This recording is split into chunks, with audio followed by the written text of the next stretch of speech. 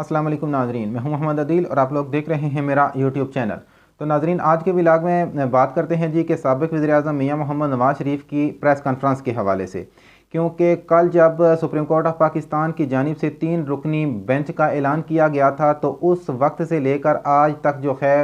वो पाकिस्तान मुस्लिम लीग नून के जितने भी सीनियर तरीन रहनुमा हैं या वफाकी वज़रा हैं, उनकी जानिब से काफ़ी ज़्यादा प्रेस कॉन्फ्रेंसेस भी की गई थी और उन सब की प्रेस कॉन्फ्रेंसेस में वो जो है वो सुप्रीम कोर्ट ऑफ पाकिस्तान को निशाना बनाया गया था। लेकिन आज रात को जो है वो उन सारे के सारे वज़रा के ऊपर जो भारी प्रेस कॉन्फ्रेंस थी वो थी साबिक़ वज़ीर-ए-आज़म मियां मोहम्मद नवाज़ शरीफ की, जो कि लंदन से उसको बराह रास्त पाकिस्तान के तमाम टेलीविज़न के ऊपर नशर किया गया था।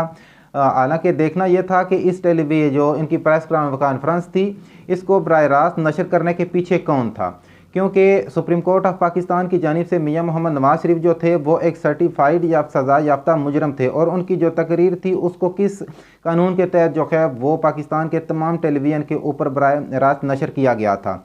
एक बात तो यहाँ पर वाज़िया थी कि इस वक्त पाकिस्तान के अंदर हुकूमत भी उन्हीं की है, तो इस प्रेस कॉन्फ्रेंस को बराह रास्त नशर करने से रुकवा भी कोई नहीं सकता था। लेकिन दूसरी जानिब उनकी प्रेस कॉन्फ्रेंस हो गई है या इनके साबिक वज़रा की प्रेस कॉन्फ्रेंसें हो गई हैं, और जो 2-3 दिन से ये सारे का सारा ड्रामा चल रहा था आज जो है वो अपने अरूज तक पहुँच चुका है। जब से सुप्रीम कोर्ट ऑफ पाकिस्तान की जानिब से 3 रुकनी बेंच का ऐलान किया गया है, तो PMLN के जितने भी वफाकी वज़रा हैं और ख़ास तौर के ऊपर साबिक़ वज़ीर-ए-आज़म मियां मोहम्मद नवाज़ शरीफ साहब की चीखें जो हैं वो 7वें आसमान तक पहुँच चुकी हैं, क्योंकि इन सब का जो हदफ है वो सारे का सारा इस वक्त सुप्रीम कोर्ट ऑफ पाकिस्तान के चीफ जस्टिस उमर अता बंदयाल की जानिब है। गुज़िश्ता रात नवाज़ शरीफ साहब की जानिब से एक प्रेस कॉन्फ्रेंस की गई और वो शदीद किस्म की प्रेस कॉन्फ्रेंस थी जिसमें उन्होंने काफ़ी ज़्यादा गम और गुस्से का भी इज़हार किया था।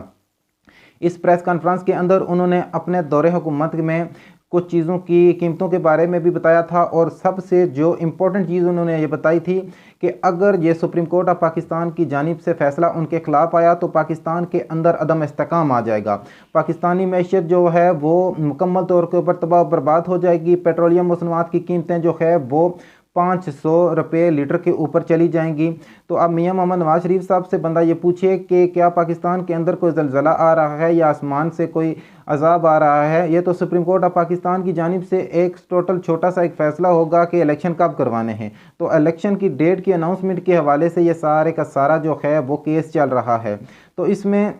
इतनी बड़ी चीज़ क्या है? क्या इसमें किसी PMLN के लीडर को सज़ाए मौत हो रही है या किसी पार्टी के ऊपर बैन लगाया जा रहा है? इसमें तो किसी किस्म की ऐसी कोई चीज़ें भी नहीं हैं। तो इस वजह से सारे का सारा जो फोकस है वो PMLN का वो सुप्रीम कोर्ट ऑफ पाकिस्तान की जानिब है, क्योंकि ये चाहते हैं कि इस जो इलेक्शन का प्रोसेस है इसको मज़ीद डिले किया जाए, क्योंकि इस वक्त इनकी ये ऐसी पोजीशन नहीं है कि ये इलेक्शन में जा सकें। एक जानिब तो मियां मोहम्मद नवाज़ शरीफ साहब का ये कहना था कि अगर ये फ़ैसला इनके ख़िलाफ़ आया तो ये इस फैसले को किसी सूरत में भी मानेंगे नहीं, क्योंकि सुप्रीम कोर्ट के 2-3 जज जो इस वक्त इस केस को सुन रहे हैं, इनमें से 2 जजेस ने इनके ख़िलाफ़ फ़ैसला दिया है। तो मियां नवाज़ शरीफ साहब से ये बंदा ये गुजारिश करे कि क्या अब आप लोगों की मर्ज़ी के ऊपर सुप्रीम कोर्ट के बेंच तश्कील दिए जाएंगे? आप लोगों का यह मुतालबा था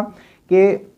फुल कोर्ट बना दिया जाए, तो सुप्रीम कोर्ट ऑफ पाकिस्तान के चीफ जस्टिस ने इस इस्तदा को भी मुस्तरद कर दिया था। तो इनका PMLN की जानिब से ये मुतालबा सिर्फ़ और सिर्फ इसी वजह से था कि इसके जो भी फैसला आएगा उसको मुतनाज़ा बना दिया जाए और उस मुतनाज़ा फैसले की वजह से इस इलेक्शन को मज़ीद डिले किया जा सके। तो दूसरी जानिब मियां मोहम्मद नवाज़ शरीफ साहब की जानिब से ये जो एक सुप्रीम कोर्ट के ऊपर अटैक किया गया था, और साथ ही साथ ये भी था कि अगर ये फ़ैसला इनके ख़िलाफ़ आया तो पाकिस्तान में माशी अदम इस्तेकाम आ जाएगा, मुल्क जो है वो डिफ़ाल्ट हो जाएगा, पाकिस्तान में अशिया की कीमतें आसमान पर पहुंच जाएंगी। तो एक तरफ तो ये था, और दूसरी तरफ उन्होंने अपने 2017 के दौरे हुकूमत के अंदर कुछ चीज़ों की जो प्राइस थी उनका मुकाबला जो है वो 2018 में इमरान खान की गवर्नमेंट के साथ किया था। तो मियां नवाज़ शरीफ साहब से ये थोड़ा सा बंदा उनको ये भी बताए कि इस वक्त भी उन्हीं की गवर्नमेंट है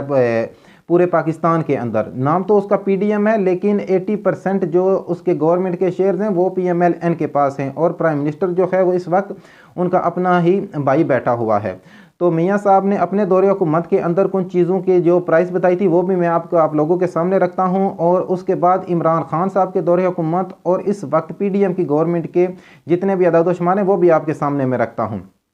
तो इमरान मियां नवाज शरीफ साहब ने सबसे पहले जो जिक्र किया था वो ये था कि पेट्रोल, उनका ये कहना था कि पेट्रोल 65 रुपये किलो, यानी कि आप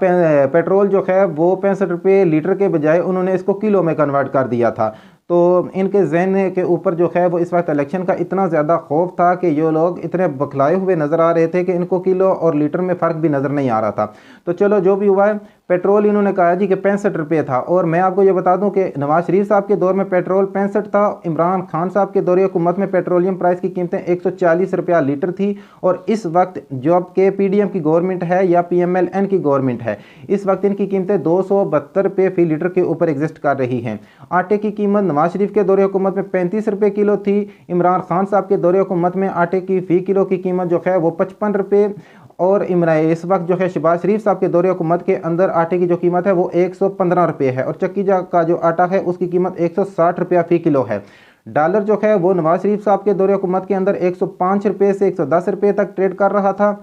इमरान खान साहब के दौर हुकूमत के अंदर जो है जब इनकी गवर्नमेंट ख़त्म हो गया तो वो 180 और 190 के दरमियान ट्रेड कर रहा था। और इस वक्त जो है जब फिर PMLN की गवर्नमेंट है, डॉलर जो है वो 282 रुपये के ऊपर एग्जिस्ट कर रहा है। और जहाँ तक बात की जाए जी चीनी की जो कीमतें थी वो वाकई नवाज शरीफ साहब के दौर हुकूमत में कम थी, वो 50 रुपये से लेकर 55 रुपये तक थी। और इमरान खान साहब के दौर हुकूमत में ये कीमतें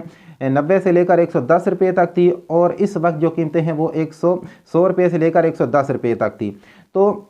इमरान खान साहब के 4 साल तकरीबन पौने 4 साल दौरे हुकूमत के अंदर अगर कीमतों में काफ़ी ज़्यादा तब्दीलियाँ आई थी, तो उनके दौरे हुकूमत में कोविड जैसी एक वबा, खुद आलमी वबा का भी सामना था। तो इस वक्त जो है वो सिर्फ 1 साल के अरसे के दौरान पाकिस्तानी मैशियत का जनाजा किसने निकाला है, ये भी मियां नवाज शरीफ साहब से कोई बंदा पूछे। और जितनी भी ये चीज़ें थी उनकी कीमतों में एक नहीं बल्कि 1000 गुना जो है वो इजाफा हो चुका है। और इस वक्त भी गवर्नमेंट किसकी है? अगर गवर्नमेंट में नहीं भी हैं तो या ये जिस वक्त भी पाकिस्तान के अंदर पेट्रोलियम मसनूआत होगी या महंगाई का जिक्र किया जाता है तो इनकी साहबजादी मरियम नवाज़ और ये दोनों जो हैं बाप बेटे, ये कहते हैं कि इस वक्त वो इस गवर्नमेंट का हिस्सा नहीं है। लेकिन जब दूसरी तरफ प्रोटोकॉल की बातें आएँ, अपने ऊपर केसेस में रिलीफ की बातें आएँ, तो ये इस गवर्नमेंट का हिस्सा बन जाते हैं। तो एक तरफ मोहतरमा मरियम नवाज साहिबा से जब पता किया जाता है पेट्रोलियम मसनूआत के बारे में तो कहते हैं कि वो इस गवर्नमेंट का हिस्सा नहीं है। लेकिन दूसरी जानिब जो है उनको जो प्रोटोकॉल दिया जा रहा है वो इतना प्रोटोकॉल तो एक सिटिंग प्राइम मिनिस्टर का भी नहीं होता जितना उनको इस गवर्नमेंट के अंदर मिल रहा है। तो सबसे जो इम्पोर्टेंट चीज़ थी वो यही थी कि इनका जितना भी फोकस था वो सारे का सारा इलेक्शन के ऊपर था कि इलेक्शन को किस तरह से डिले किया जा सके और सुप्रीम कोर्ट को जो है वो किस तरह प्रेशराइज़ किया जा सके कि वो अपने इस फैसले को जो है वो मौखर कर दें और इलेक्शन कमीशन का जो फैसला था 8 अक्टूबर का उसी के ऊपर जो है वो अपनी आरा दें। और दूसरी तरफ जो था वो उनका एक काफ़ी ज़्यादा जो है वो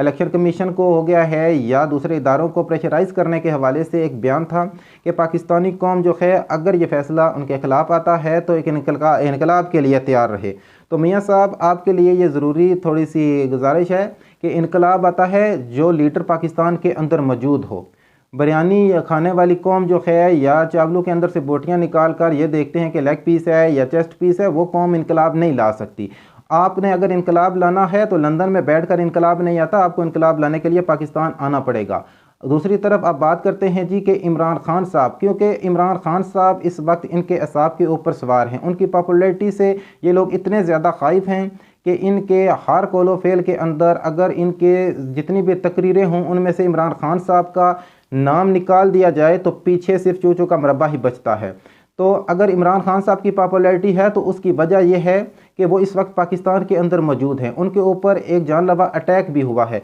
लेकिन उसके बावजूद वो पाकिस्तान में हैं, अपनी आवाम के दरमियान हैं। वो कोर्ट के केसेस को भी फेस कर रहे हैं। वो आपकी तरह नहीं है कि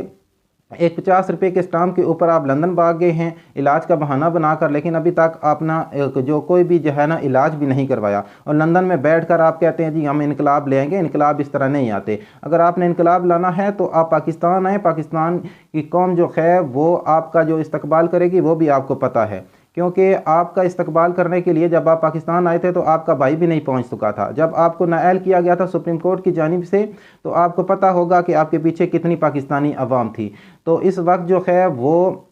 सब के सब लोग जो है वो सुप्रीम कोर्ट ऑफ पाकिस्तान के पीछे खड़े हैं। और जहाँ तक बात की जाए कि सब PMLN के जलसों में ये नारा बड़ा लगाया जाता है जी, शेर शेर शेर, तो ये शेर जो है ये बाहर बैठकर इस तरह शेर नहीं बनता, क्योंकि आप लोगों को शेर के हवाले से भी थोड़ी सी एक दिलचस्प जो है वो मालूमात देता चलूँ कि शेर जो है वो उसकी ज़्यादा से ज़्यादा जो भागने की स्पीड होती है वो होती है 58 किलोमीटर फी घंटा। लेकिन जब अगर इस शेर को इलेक्शन के खौफ की वजह से भगाया जाता है तो इसकी रफ्तार जो होती है वो 120 किलोमीटर तक ये पहुंच जाता है। और इस वक्त जो PMLN का जो शेर है वो इलेक्शन के खौफ से 120 किलोमीटर की रफ्तार से भी ज़्यादा तेज़ी के साथ भाग रहा है। और अब जो है वो देखना ये होगा कि क्या सुप्रीम कोर्ट का ये जो 3 रुकनी बेंच बना है, जिसकी वजह से काफ़ी ज़्यादा जो है वो PMLN इसके ऊपर तनकीद भी कर रही है और उनके वज़रा और साबिक़ वज़ीर-ए-आज़म सारे ये कह रहे हैं कि वो इसके फ़ैसले को नहीं मानेंगे। तो क्या ये सुप्रीम कोर्ट ऑफ पाकिस्तान जो भी फ़ैसला करती है वो इसके ऊपर अमल दरामद भी करवाने में कामयाब होगी या नहीं, ये जो है वो काफ़ी ज़्यादा इम्पॉर्टेंट किस्म का क्वेश्चन होगा, क्योंकि सुप्रीम कोर्ट ऑफ पाकिस्तान के पास इख्तियारात हैं। अगर सुप्रीम कोर्ट ऑफ पाकिस्तान के जो भी इदारे नहीं मानेंगे उनके अहकामात को, उनके ऊपर भी वो कार्रवाई कर सकती है। क्योंकि 1997 में जब इनके ख़िलाफ़ सुप्रीम कोर्ट ऑफ पाकिस्तान ने के फ़ैसला दिया था तो इसी जमात ने जो है वो मियां नवाज शरीफ की सरबराही में सुप्रीम कोर्ट के ऊपर अटैक भी किया था, और आज फिर जो है वो सुप्रीम कोर्ट के ऊपर अटैक करने की मुकम्मल तैयारी की जा रही है। तो इस वक्त जो है वो पाकिस्तान तहरीक इंसाफ के रास्ते में जो है रुकावट बनी हुई है, क्योंकि इस वक्त पाकिस्तान तहरीक इंसाफ पंजाब और KP के, ताकि अगर देखा जाए अगर इंडिपेंडेंट इलेक्शन हो तो पूरे पाकिस्तान में से वन साइडेड जो है वो इस इलेक्शन को जीतते हुए नज़र आ रही है। तो पंजाब और KP के अंदर इंतखाबात अगर 30 अप्रैल या इससे थोड़ा सा डिले होते हैं तो अगर पाकिस्तान तहरीक इंसाफ जो है वो यहाँ से जीत जाती है तो फिर वफाक के इंतखाबात जब भी हों पाकिस्तान तहरीक इंसाफ उनमें भी वाज़ेह अक्सरियत हासिल कर लेगी। तो इसी वजह से PMLN ये चाहती है कि इन इंतखाबात को मज़ीद डिले किया जा सके, और ये डिले जो है वो 8 अक्टूबर नहीं बल्कि उससे भी लंबा हो सकता है। तो आज की वीडियो में इतना ही, मिलता हूँ नेक्स्ट वीडियो में, तब तक के लिए अल्लाह हाफिज़।